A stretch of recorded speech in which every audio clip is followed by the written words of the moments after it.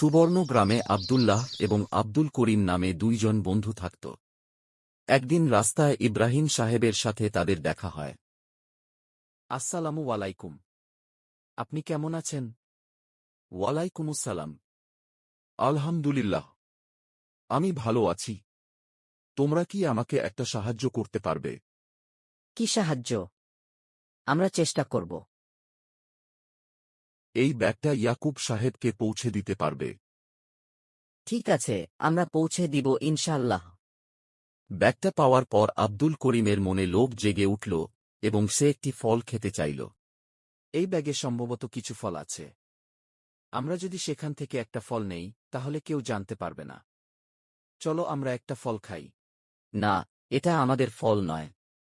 এটা আমাদের হলে আমরা খেতে পারতাম। এখন এটা খাওয়া আমাদের জন্য হালাল হবে না। এখানে তো অনেকগুলো ফল আছে। একটা ফল খেলে তো কোনো সমস্যা হবে না। এগুলো আমাদের কাছে আমানত। আমানতের খিয়ানত করলে আল্লাহ আমাদের উপর অসন্তুষ্ট হবেন। এরপর তারা ইয়াকুব সাহেবের দোকানে গেল এবং ব্যাগটা পৌঁছে দিল। ইয়াকুব সাহেব, এই ব্যাগটা ইব্রাহিম সাহেব আপনার জন্য পাঠিয়েছেন। ব্যাগটা আমার প্রয়োজন ছিল। আপনাদেরকে অনেক অনেক ধন্যবাদ। আমি আল্লাহর নিকট আপনাদের জন্য দোয়া করব।